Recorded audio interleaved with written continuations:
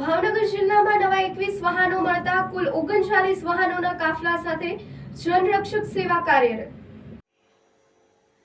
રાજ્યભરમાં બનતી આકસ્મિક ઘટનાઓ માટે સરકાર દ્વારા 112 જનરક્ષક સેવા કાર્યરત કરવામાં આવી છે।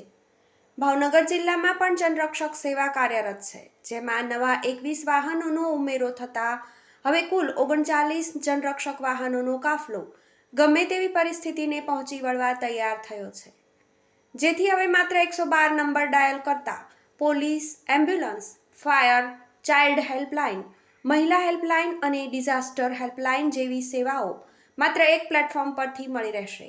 112 ડાયલને કોલ મળતા કોઈપણ પરિસ્થિતિ માટે ઇમરજન્સી રિસ્પોન્સ મળશે। રિપોર્ટ બાય વિપુલ ગોહિલ સાથે સંજય રાવલ, SB ન્યૂઝ, ભાવનગર।